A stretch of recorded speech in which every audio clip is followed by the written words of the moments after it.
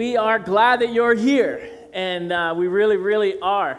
And sometimes people have a hard time believing that, and different people have said to me or my wife over the years, if you really knew who I was, you wouldn't allow me to come back. But thankfully, because of social media, we probably do know who you really are, and so you're, we're still, you're still welcome back. We want you here.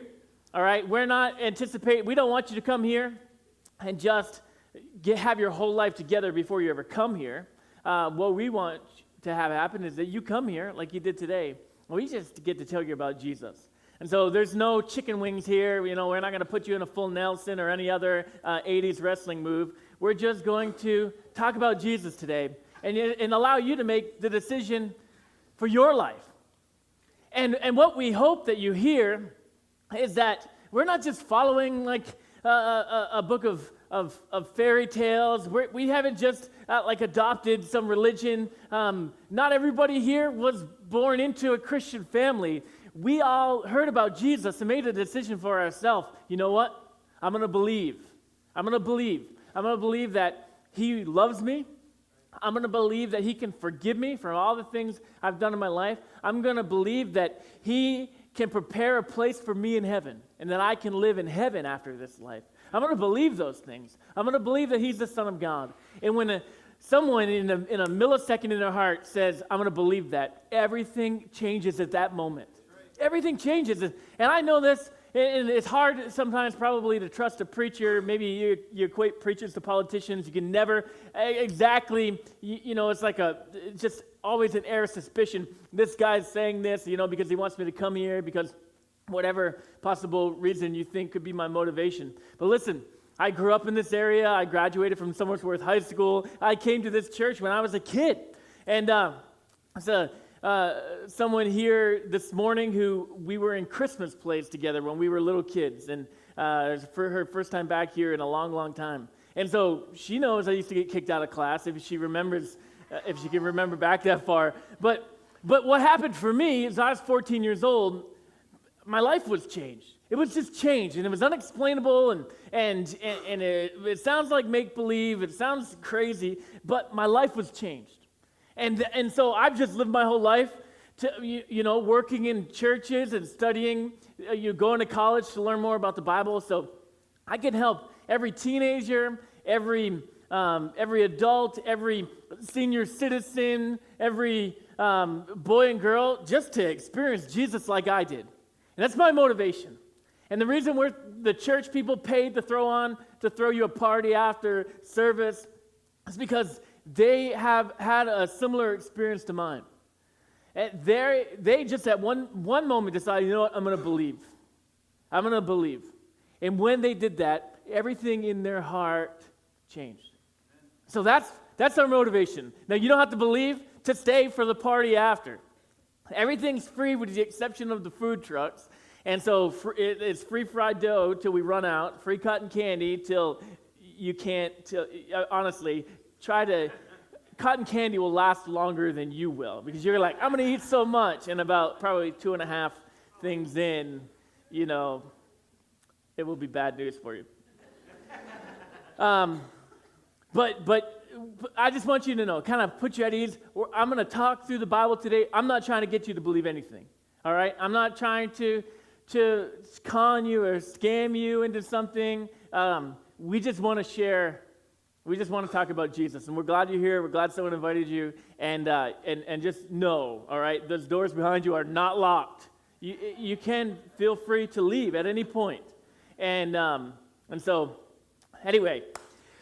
We are really glad that you're here, and I want you to know also that Restoration Church can be your church. Amen. That you can come here and get involved as you can take your time trying to find out about Jesus. Maybe this is the first time you've heard about him talk this way, and so there's something in your heart that says, I want to find this out, and you can come for a long time as you investigate, as you try to figure out, am I a con artist? As you try to figure out if if this is, something weird going on behind the scenes, if you're trying to find out more about Jesus and learn more about him and compare him with other different religious leaders in the world, this is a safe place, we hope, and we try to make it a safe place for you to investigate that. And so, in the meantime, we hope that you'll make this your church. You can come in and be a part of it and get to know people and come to our different things that we have going on. Come to pizza with the pastors and let us buy you lunch. And just get involved and jump in. So many of you, you've been looking for something, or you've been away from a church for a long, long time, and you're just thinking, you know what, it's time to get back in this thing, but there's a hesitancy because you were burned before, or just because of just different things that have happened. And I just want you to know that you're welcome here. I want to share with you an amazing story of Jesus' life. And it's found in Mark chapter 7, so you're welcome if you've got your Bibles. You can open it up there. If you have a smartphone, you can download a Bible app for free, which is very convenient. Also, we'll give you a paper Bible at Get Services. So after service, you can just ask them for one, and they'll give you one for free. And I want to share with you a story about Jesus' life. Now, some people question, the stories in the Bible, are they factual or not? And so there's 4 different accounts of Jesus' earthly ministry and his earthly life in the Bible, and those are referred to as the Gospels. This is the book of Matthew, written by a guy named Matthew, the book of Mark, written by a guy named John Mark, the book of Luke, written by a guy named Luke, and the book of John, written by a guy named John. And the reason I explain that is because there's a book of Timothy. It was written by a guy named Paul. So, so don't take it for granted. But Luke was a physician. He was a very well-educated man. John Mark, he traveled with Paul. He knew all of he knew the 11 apostles who were part of Jesus' earthly ministry. And so he began to document all of their stories. He began to document all the things Peter told him about. And so he writes down this whole collection of all these amazing things. And so if you read the book of Mark, it's much like a story. He just keeps going from one story to the next story to the next story. And John, who knew Jesus and was close to Jesus, said, if I were to write down everything Jesus did, there wouldn't be enough books in the world to hold it all. But Mark tried, all right? So he wrote down some of the highlights of what Jesus did. And we're going to look at one of those amazing stories today. So Mark chapter 7, scroll all the way down to verse 32, and let's start reading. A deaf man with a speech impediment was brought to Jesus, and the people begged Jesus to lay his hands on the man to heal him. Jesus led him away from the crowd so they could be alone, and he put his fingers in the man's ears. Then, spitting on his own fingers, he touched the man's tongue. Looking up to heaven, he sighed and said, Ephphatha, which means be opened. Instantly, the man could hear perfectly, and his tongue was freed so he could speak plainly. Verse 36. And Jesus told the crowd not to tell anyone, but the more he told them not to, the more they spread the news. They were completely amazed and said again and again, everything he does is wonderful. He even makes the deaf to hear and gives speech to those who cannot speak. As we look at this event documented from Jesus' life, it is unbelievable that here's a guy, he could pray for someone, and someone who's been deaf their entire life, someone who's been unable to speak their entire life, instantly is able to speak, instantly is able to heal. But there's a couple people, there's a couple kind of key characters in this story. The first is there was a man with a need. Because we're 2,000 years later after this event had happened, it is a difficult life for people who are handicapped. And we should care for people and help people. But there are schools and there is government help for them, which is so amazing and so awesome. But for this gentleman, that didn't exist. So the moment he's born, deaf, his parents have a choice to either discard him, which was not uncommon, just say, well, we're not going to raise this child, and just toss him. It was common practice in this time period is that people would just leave babies kind of at the temple, which was the Jewish place of worship. They would just leave babies there. And if someone picked one up, they would just take babies, and then they would keep them to be future slaves. They would keep them to be sex slaves. And so this is as soon as this baby's born, and this is discovered that he's deaf, it is a critical situation right then. But we don't know all of the background of his story, but his life most likely was that of begging, because he's not going to be able to work. He's going to be taken advantage of. But here's a man with a disability, but he had people around him who cared for him and loved him. And that was an uncommon situation. But this guy was I wouldn't say lucky, but he had an opportunity. So there's people around him who loved him, who heard about Jesus, who knew about Jesus, and they said, you know what, we've got to get our friend to meet Jesus. And it was so from that motivation that they begin pushing him through the crowd, trying to find out where Jesus is traveling to next so they can bring him there. And the one thing kind of, as we look at the Bible, the one thing we try to do here at our church is not just hey, Tegan, I think everybody's going to watch you and not watch me, if you don't mind sitting down. One thing that we try to understand is that when we read the Bible and when we listen to these stories of the Bible, is that there's something we can learn for our life today. So even though this is a story about a deaf guy 2,000 years ago, there's something for us today. There's something we can understand, something that can give us hope. So as we begin understanding the story, the first thing that we can see is that Jesus has something for you. And so here's a guy, there's no hope for him. There's no such thing as hearing aids. There is no hope for this guy. There's not, cochlear implant surgery. There's nothing. But the friends understand, if we can get him to Jesus, something can happen. And I don't want to call your friends out, but if they invited you here today, what they're hoping, what their thought is, there's something that Jesus can do for you. And so some of you have a perfect life, and there's nothing wrong with it. You know what Jesus can do for you? He can give you a purpose for your life. Because it can't all just be about promotions and making money. It can't just all be about visiting amusement parks or haunted walks. There's got to be something more to this. For those of you who are just in broken situations, what they want to have happen is that you would show that you would be here this morning, and there would be just a tiny glimmer of hope that would appear in your heart that would say, maybe Jesus can do something for me. And that's what we want. Those of you who are just in these broken situations, in these desperate situations, and even in these perfect situations, to just think about, is there something Jesus can do for me? People kind of they wrongly stereotype religion this way or Christianity this way, and they say Christianity is a crutch for people. People who can't help themselves, people who are just whatever, messed up, incomplete. They need to have religion.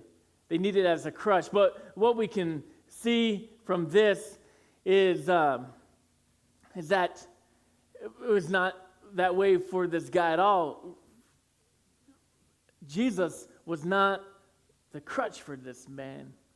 He was the healing and the hope for this man. It was not a crutch.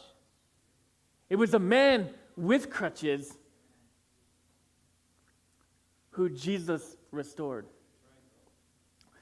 You know what a crutch is in our society right now? The crutch is trying to act like you have it all together. I don't know if you've ever seen someone, they're injured, but they think like, oh yeah, I can still play. And so I did this during softball playoffs this year, but they're injured, and so they're in crutches. They're like, oh, I've got this, I can play. And then they start playing, and then they have to have major surgery after about 10 minutes. They just completely blow out and shred whatever the problem was. Listen, we're not all NHL hockey players. Let's quit trying to pretend that we can push through like a femur sticking out of our thigh. The crutch is thinking, I don't need any help, I've got this, while we just keep kind of limping along in life. And pride is a crippler. I think about this, the worst horror movie ever was a movie called Misery. And my sister made me watch that when I was like 12 years old. And so it stars the absolutely terrifying Kathy Bates. And so what happens is her favorite author gets in a car crash by her house in the middle of the woods. She rescues him into her home. She begins nursing him back to health, and then she keeps him there. And so he begins to realize, I'm trapped. And so his legs are broken, so as he tries to get better, and if you're squeamish, you can plug your ears right now. As he's trying to get better, she sticks a block of wood between his two legs and takes a sledgehammer and breaks his ankles so he can't leave. The most hideous movie a 12-year-old should ever have to watch. And this is what pride does. Pride says, you begin, as I begin talking about Jesus, you think, oh, you know what, I think I need this, and then immediately you cripple yourself, and you think, I don't need this. That's not going to help me. It's not even going to make a difference anyway. And you take the ankles out of yourself. That's what pride does. Pride is the crippler. Pride is the thinking you have it all together is the crutch. But Jesus is the healer. He's the one who just all of the different things that we're all carrying with today. Just of this many people, so many different stories, so many different experiences. Jesus is the one, no matter who we are, whether we're deaf, mute, whether there's brokenness in our heart, whether there's a sickness, he's the one who says, hey, I can heal you. I can restore you. I can change you. Jesus is the one who does that. Then there was, in the story, a man who could help Jesus, which we've been talking about, because how can we not talk about him? But Jesus cared. He cared about this guy. He was compassionate with this guy. So there's a large crowd there wanting to see a show, and Jesus said, hey, you and I, let's go, just the two of us. So to show compassion on the guy, like people have been staring at you your whole life, talking to you and getting mad when you're not answering back and mocking you and making fun of you. Let's go. Let's be private now, because this is a moment now where I'm going to minister to you. And his methods were unconventional, and he never did anything like that again. In any other stories where he healed people, he didn't spit on his hands and then touch a person's tongue. Is not something that you have to worry about when we have prayer at the end of the service. This is not part of our training.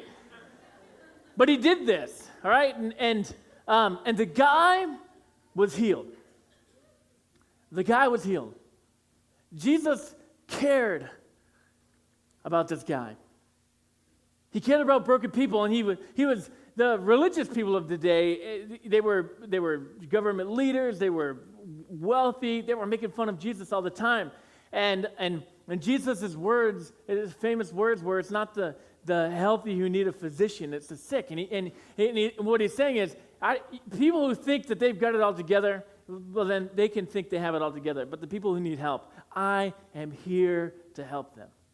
And that was why he left heaven and he became man, and he lived on this earth, and he died on the cross because he cares and loves us. He never wanted to be a celebrity. He never just came for for his own reputation. Because think about this, what he could have done is drawn a large crowd and said, all right, we're about to do something really cool here. Why don't you go back? There's not enough people here. Let's get more people to come watch this. You've got to see what I can do. like he was a street performer. He didn't do that because he didn't care about popularity. He didn't care about his own fame. He cared about the individual people. And that's true this morning as well. It's you as an individual that he cares about. It's you as an individual that he's burdened for. It's you as an individual that he wants to do something for. And then the last group of people in the story was a crowd who couldn't keep quiet. And Jesus told them, and we don't really understand why Jesus, it was many times in the Bible, he told people, hey, don't tell anybody that this happened. There was one of the real bad diseases of the day was called leprosy. And it still exists in parts of the world. So if you're over the age of 18, you can Google image that. But Jesus loved these people. He touched these people, and he healed these people. But he would do these amazing healings for these people with an incurable disease, and then he'd tell them, hey, don't tell anybody what had happened. And they couldn't keep it quiet. Part of the problem was huge crowds were following Jesus, and we see in Mark's account of Jesus' life that he tried to escape the crowds. Everywhere he went, crowds were swarming. And it was keeping him from the people who really needed help. It was keeping him from being able to minister to the people who wanted to minister to. So think about this. If you all of a sudden won the lottery, all of a sudden you're going to have a lot of friends you never had before, and it's going to keep you from really figuring out who your real friends were. Well, these crowds forming about Jesus were keeping him from being able to find the people that he could really help. It was just people kind of in it to, for the show.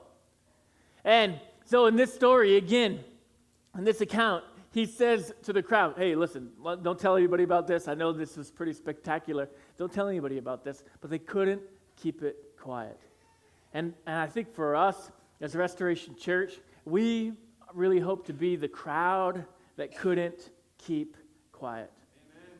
In verse 36, Jesus told the crowd not to tell anyone, but the more he told them not to, the more they spread the news. Verse 37, they were completely amazed and said again and again, everything he does is wonderful.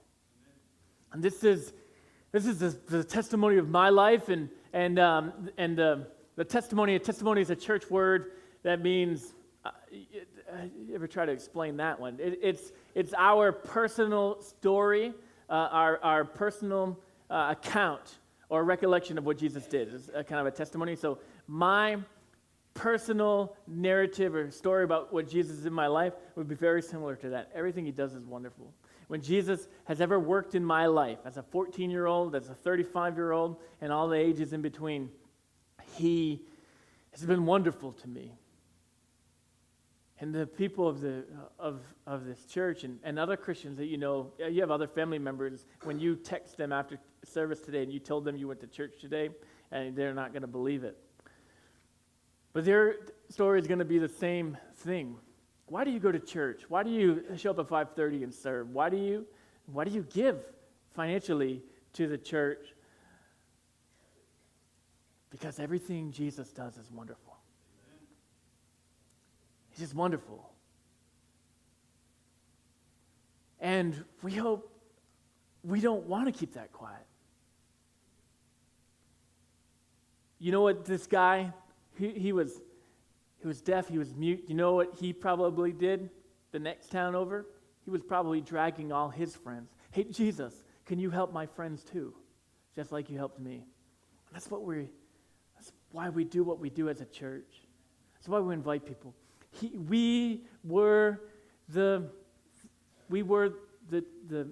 deaf. We were the mute that Jesus healed. And now we're bringing everybody with us. Hey, he did it for me. He'll do it for you too. Now, I've never been deaf, but I've been in a church service where a teenage girl was deaf and she was able to hear again. And they brought her mom into the service. And the mom was crying, pouring tears down her face because her daughter could hear her voice for the first time. I was in a church service like that. Hard to believe. I was just an attender, all right? I wasn't the pastor or anything orchestrating. I just showed up like you guys showed up today, and I witnessed that. So he still can do those miracles, but the miracle for me is I was a depressed, angry 14-year-old, and God healed that depression instantaneously in that moment. I rebuilt my life, and so many different people in here with so many different stories, but we're a crowd who can't keep quiet about the good things that Jesus has done. This is us singing on Sundays, inviting people to church, inviting people to FallFest. Jesus, he's changed our life. And we invite you to that same opportunity.